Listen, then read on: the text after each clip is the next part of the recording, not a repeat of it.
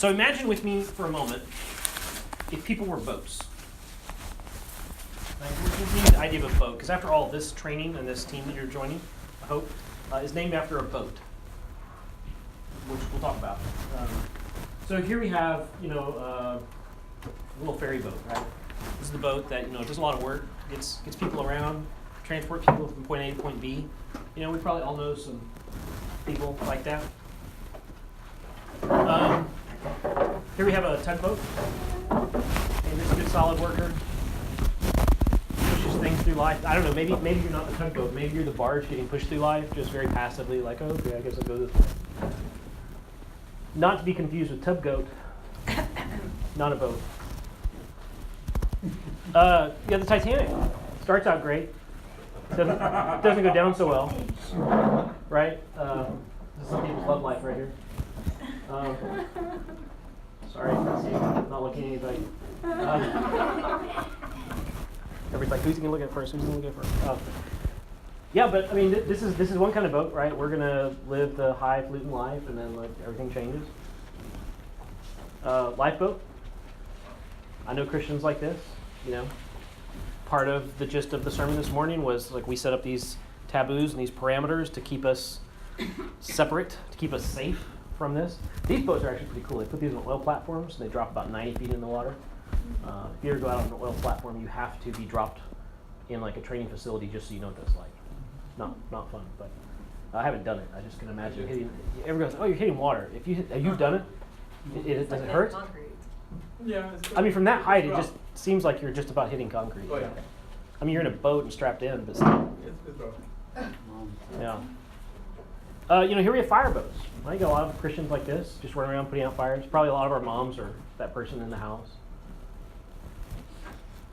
I think we have a ton of Christians that are this boat right here. Battleship, right? Man, we're here to stand for truth. I got Republican Party and creationism, or whatever their big guns issues are. I'm not picking on creationism or Republican Party, but just to be clear. But it's the idea that our essential way of integrating with the world is over the end of a barrel of some kind of conflict. We have to be in conflict with the world. So I think we have a very different day in which we live in today's world. We have a very diverse world. People from all walks of life come to our city, and they're primarily here for work. At the same time, we're very post-Christian. We can't stand out in the public square and start talking with people from a Christian set of assumptions and assume they know that we're talking the same language. I was, a lifetime ago, was street preaching in New York City on the street. And this kid came up and he saw the Bibles and he goes, "What are those?" He wasn't even aware culturally with the association of the black book with the cross on the front is the holy book for a faith. He had no clue what it was, much less what was in it. But the reality is we could probably do that in most neighborhoods in Houston, and they might be familiar with the association of, oh, that's for Christians or for the church, but they have no clue what's in it. I used to spend a lot of time learning apologetics. At a certain point I realized it's useless. People don't know enough about Christianity to actually have an objection to it. Let me teach you what Christianity says. Let me teach you what the Bible says. Then tell me your objection. Now we'll go. But the secular culture has moved beyond religion in general, and specifically in our country, Christianity. The rules of engagement have changed. We can't just assume that we're all speaking the same language. In some ways, we're pre-Christian. I referenced earlier the 1 in 4 foreign-born people that are living right here in our backyard. We have every major world religion and 3 or 4 very minor world religions represented here in Houston. We've become a melting pot of melting pots. And so in many ways, we have folks who have grown up here that are very post-Christian who don't think like we do. Then we have people here that are pre-Christian in the sense of they've never been engaged with the Christian claims. Or they have some variant that's already answered it, like Islam, which already answers back of why Christianity is wrong. So we need a new kind of urban Christian who can engage in today's world. If you go back, a new kind of Christian. Urban Christian. Urban Christian.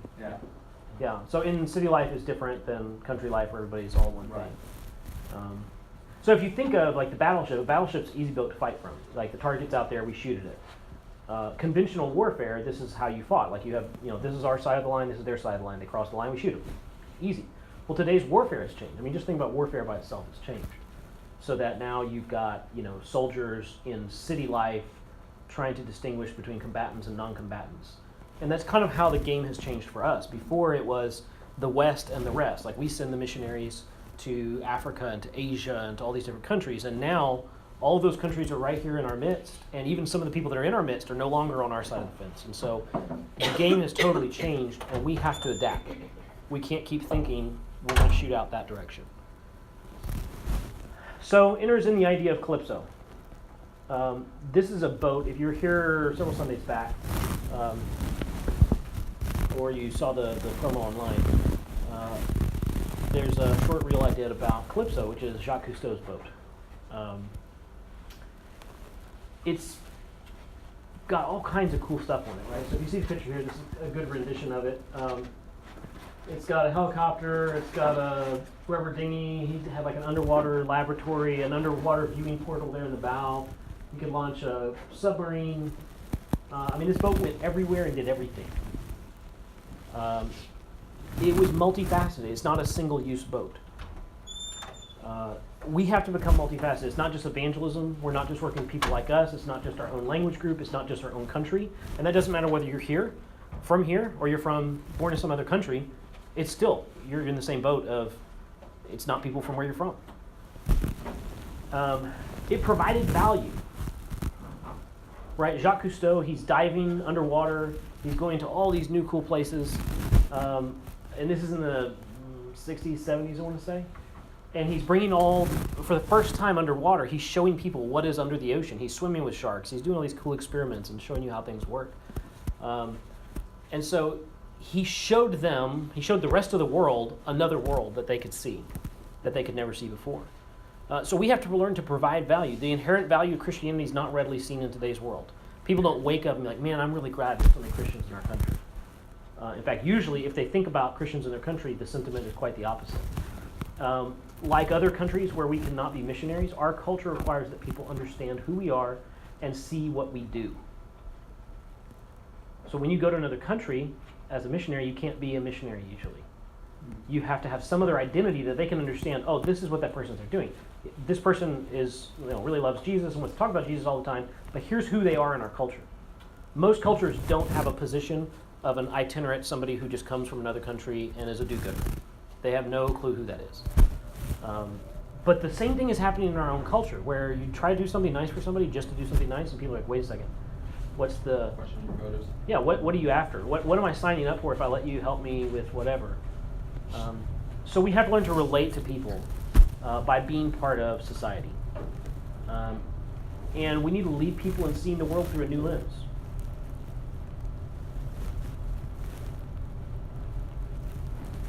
As we provide value and learn to speak the language of our friends, our coworkers, we're going to lead them in seeing the world through the lens of Jesus, is where we're ultimately going.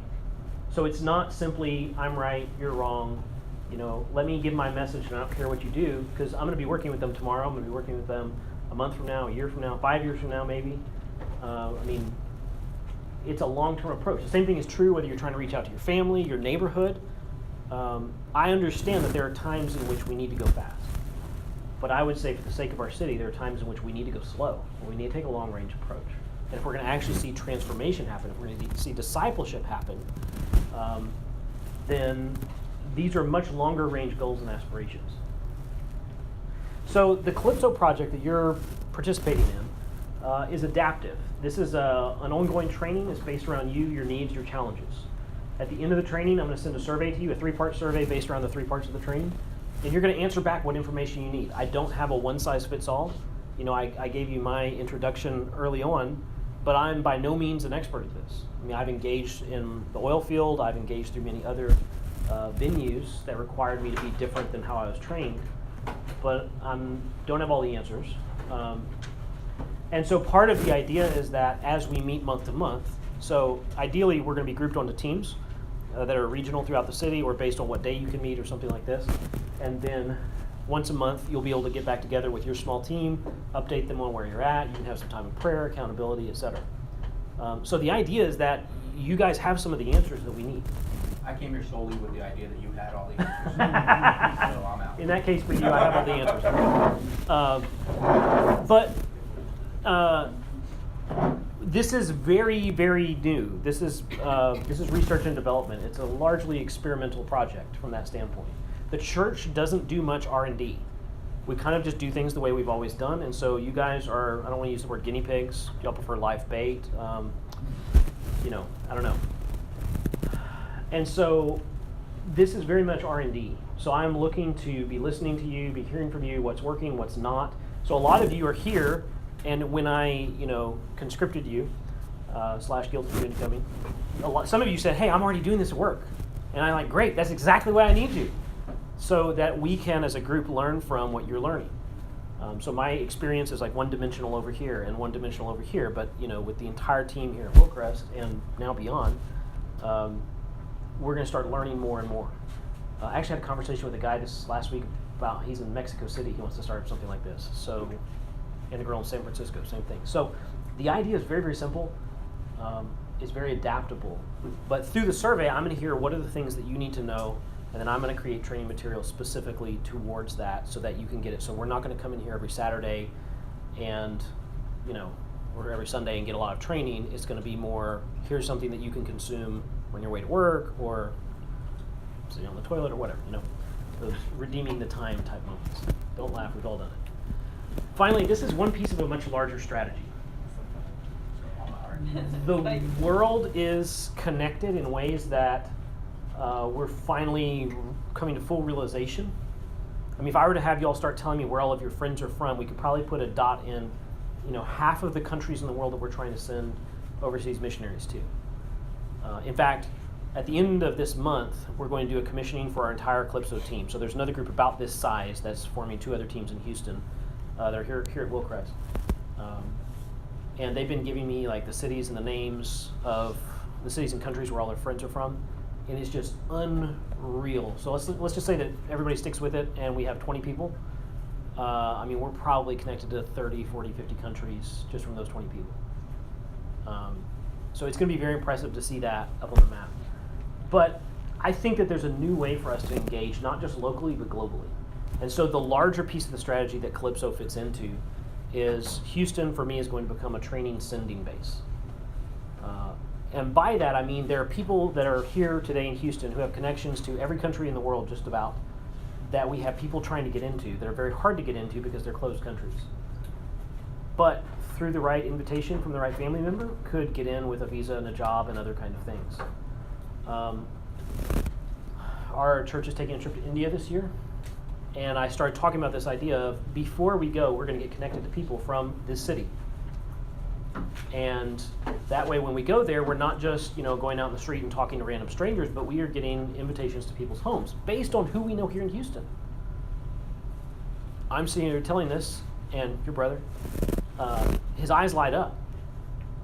And he goes, man, I was on a Skype call this week with somebody from that city, and he said if I ever come, I should come visit him. I said, dude, if you're ever looking for a sign from God that you should be on a mission trip, that's it right there. And so imagine the different reception that he's going to get being the friend of someone from here in Houston to India, and having that connection. I've done this in the Middle East quite a bit. I did this for a one-day trip going through China. My parents are part of a ministry called American Chinese Fellowship. And I've been involved. I've spoken there a couple times or at one of their Bible studies, but I don't go every Friday. They go every Friday for the past 15 years. And I called my dad. I said, I've got a 24-hour layover in Beijing. Who's your closest friend at ACF? He says, David. I said, okay, would you call David? Don't ask for a thing. Simply let him know that I'm going to have 24 hours in Beijing. He goes, okay. So we'll just see what he says. Don't ask for anything. Don't ask for anything. 20 minutes later, my dad calls me back. He says, well, he's got a lady who's going to pick you up at the airport and show you around. So I get there, I'm like, oh, this is going to be interesting. And there, sure enough, like 6 a.m. in the morning, there's this lady, doesn't speak a word of English. I can say hello and thank you in Chinese. And we left. And she spent the entire day showing me around the city, didn't let me pay for a thing. So how does that work? So David is a transplant from that city. She's still there. They have the connection. I'm not even really that well connected to David, but I'm connected to the person that's connected to David. Those two people have 15 years of relationship. To the point that they can call in a favor so that me, who doesn't know this lady in China at all, can get picked up at the airport and shown around for a day. Now, that's just a short-term example, but what if we had a sustainable group of people that were connected super globally throughout Houston? And what if we had a second group of people that are coming into the Houston area specifically to meet who we know and to get connected over a dinner or coffees or that kind of thing and introduce to people that we're connected with? All of a sudden, we have got this very interesting launching pad that can get people into countries with invitations in ways that make a lot more sense going forward in the world. So that's kind of the big picture of what is Calypso and a little bit of how it works. Some things are still undefined. Like I said, this is adaptive and it is R&D, but hopefully that'll kind of give you the main idea.